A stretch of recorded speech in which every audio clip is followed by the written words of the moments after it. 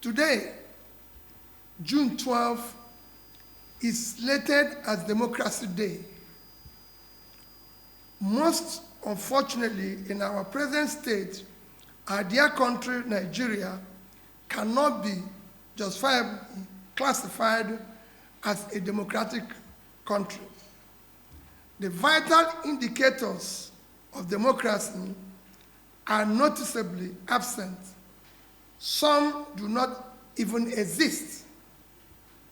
Democracy is said to be a government of the people, by the people, and for the people. Yet, none of these three measures exist in our democracy today. Rules, regulations, requirements to participate in election or be elected for are not followed. Consequently, people who are not qualified and ought to be ab initio be disqualified are now holding public offices.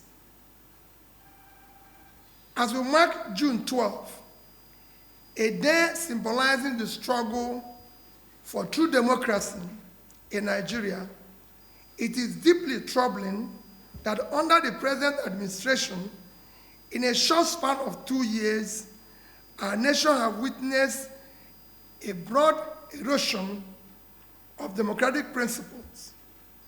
There has been a corresponding decline in security and the quality of life for millions of Nigerians. We have traversed from rigged elections to collapsing social service, from soaring poverty to rising corruption, and from seemingly stable economy to parlous economy.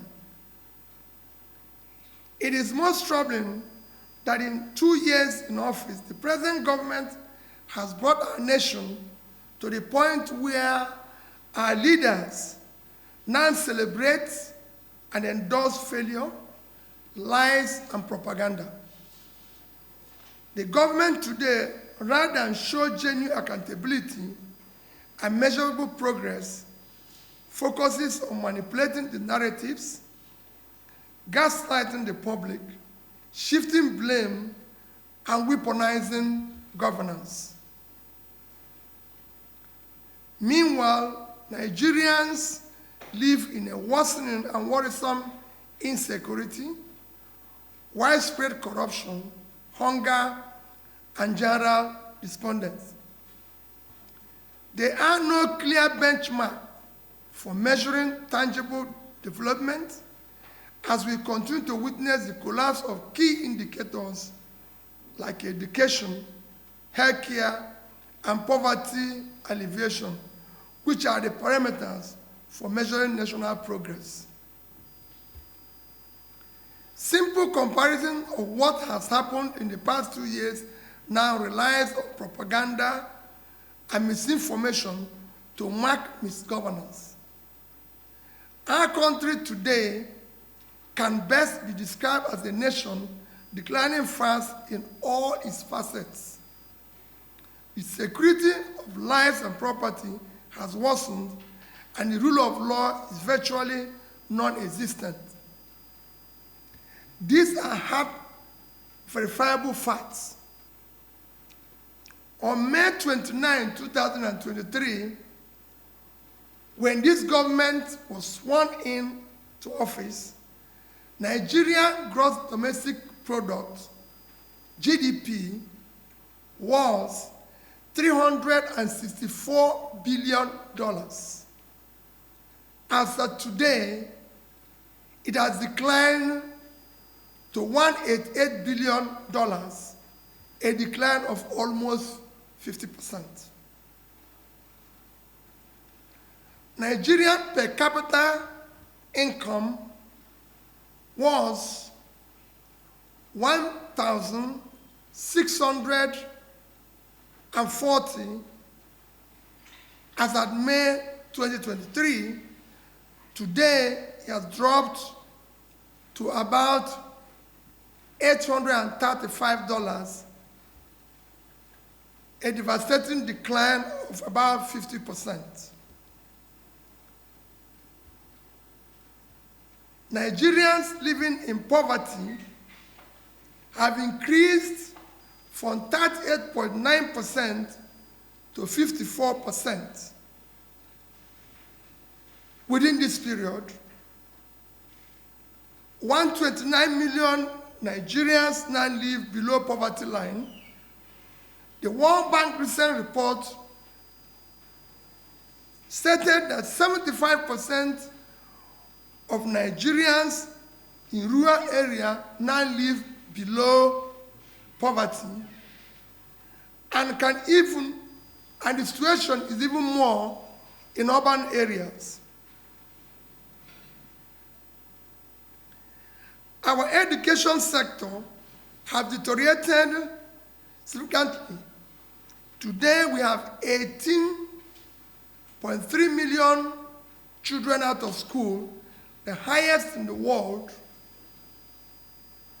The quality of education has deteriorated.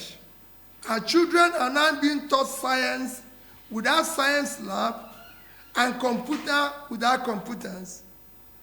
They are now taking exams in darkness with candles. There's not even glitches in the exams. Health services have worsened drastically. The National Primary Health Care Development Agency declared that less than 20% of over 30,000 primary health care centers across the nation are functional.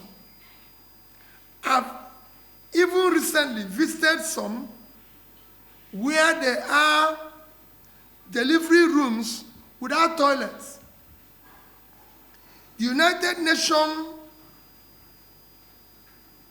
Agency recently reported Nigeria as the worst country to give birth, with one death recorded every 7 minutes.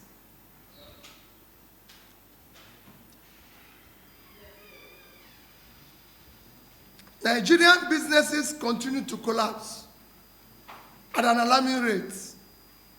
Within these 2 years, approximately 7 million micro, small, and medium enterprises shut down and folded up across the country. Over 80 manufacturing companies have permanently closed their operations. Funding costs of raw materials and energy costs have surged to an incredible level, making these manufacturing companies to close down. Over 15 major multinational companies, including GlaxoSmithKline, Beecham, Diageo, Procter & Gamble, to name a few, have exited due to harsh operating environments. A hunger crisis arising from food insecurity has deepened in these 2 years. Based on the Global Hunger Index reports, Nigeria's hunger situation has taken a hit, as we are now one of the hungriest countries of the world. Millions can no longer afford food due to high cost of food and non-existent disposable income. Our national population is experiencing mental health crisis, as the mental health and stress level within this period have increased drastically. Nigeria is now among the top 3 most stressed countries in the world. 59% of Nigerian population are under daily stress.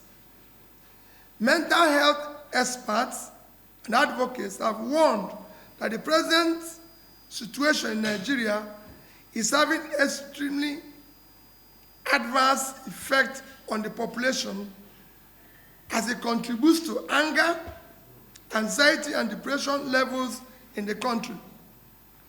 The World Health Organization estimates that over 20 million Nigerians are now affected by mental illness. Despite trillions of naira purportedly saved from removal of subsidy, a policy initially justified as a means to combat and curb borrowing, the present government has, within 2 years, borrowed more money than the administration of President Umaru Yar'Adua, President Goodluck Jonathan, and President Muhammadu Buhari combined. Today, Nigerian public debt is estimated close to 188 trillion. Nigerians were informed that the debt and the borrowings was to fund critical areas of development, which are education, health, and pulling people out of poverty. Still, no significant improvement in education, in healthcare, in poverty alleviation, which we all know is the most critical measure of national development. Corruption is at its worst in this administration. Nigeria have now become a crime scene. Now our national budget is routinely inflated and padded without consequences. One of the most glaring manifestations of this is an expensive padding of the 2025 national budget.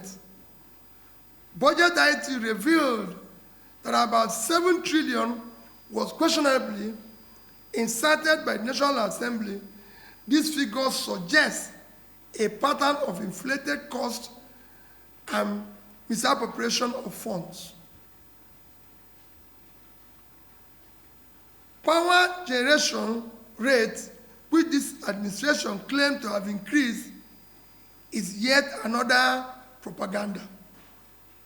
The only increase in power are the excessive high tariff being paid by Nigerians. The clear indication of this is instant failure of our national grid and darkness. In 2022, Nigerian electricity tariff for consumers averaged as 64 naira per kilowatt hour. By 2025, there has been a substantial markup in electricity tariff, with Nigerians now paying approximately 225 naira per kilowatt hour to be in darkness. What we have now is more tariff for more darkness.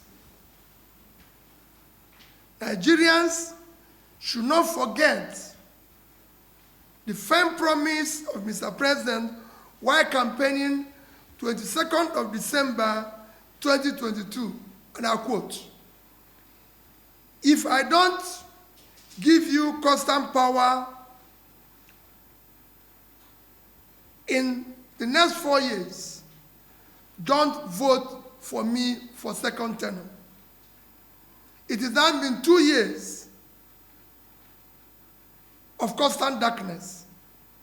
This is already a midterm for the administration. We look forward to when he will fulfill this his categorical promise. Unemployment remains alarmingly high. Although government has attempted to manipulate the statistics to suit its narrative, the reality is that unemployment is worsening, especially among the Nigerian youths in their productive age. Majority of Nigerian youths are not in education, in employment, or training category needs. Multiple reputable organizations, including International Labour Organization and the United Nations Development Program, have cautioned against reliance on the nation's data as they are inconsistent with the reality on ground. The ILO has noted that Nigerian youth unemployment and underemployment rates remain dangerously high.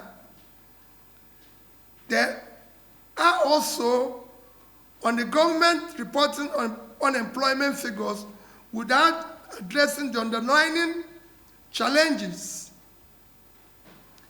as the revised figures do not reflect the hardship in the labor market, which is over 40%. Finally, I respectfully appeal to President Tinubu to emulate late President Umaru Yar'Adua, who had, on assumption of office, was honest enough to admit that the process that brought him into office was wrong and not sufficiently credible, and thus insist on doing what is right to save our democracy. And similarly, President Goodluck Ebele Jonathan, who saved our nascent democracy by accepting defeat even before the election results were announced. We must end this troubling governance era that is filled with impunity, state capture, absolute regard to rule of law, and checks and balances required for worthwhile democracy. Accordingly, this administration must start upholding the rule of law and ensure there is transparency and real progress to the people. The president should stop touring outside Nigeria and use the remaining 2 years to tour the Nigerian state. Mr. President, you have already made over 30 international trips, spending over 150 days outside Nigeria. If you tour Nigerian states an average of 2 days each, it will only be about 72 days, which is half of the time you spent outside on foreign trips. You must then go around Nigeria to see for the first hand what your citizens are going through. It is time to stop governance by remote control. We must endeavor forthwith to end insecurity and resettle all Nigerians living in internally displaced persons camps. It is unacceptable that millions of our fellow citizens remain in the displaced camps in their own home state and fatherland, while the rest of us live in comfort and in some cases, opulence. Allow the electoral body in the country to truly be independent. The very agency that is supposed to serve as an independent electoral body for Nigerian elections has lost its neutrality and credibility and now operates as an extension of APC government, thus undermining democracy, eroding public trust, and turning elections into endorsements rather than credible contests. Aggressively tackle economic problems by expanding agricultural and manufacturing productivity through measures that will secure our farmers to go back to farms and reduce production costs for manufacturers in order to boost productivity, employment that will in turn contribute to national growth and generate even more revenue for the government. This is a better approach than attempting to increase tax in an unproductive economy, which will only lead to less growth. This is time to stop propaganda and lies, and let us make Nigeria the democratic country it ought to be. I respectfully call on Nigerians not to give up, but to put all hands on deck. Now it's time to demand accountability, genuine leadership, and a government that prioritizes the welfare, security, democracy of its citizens over empty rhetorics and propaganda. A new Nigeria is possible. God bless Federal Republic of Nigeria. Thank you.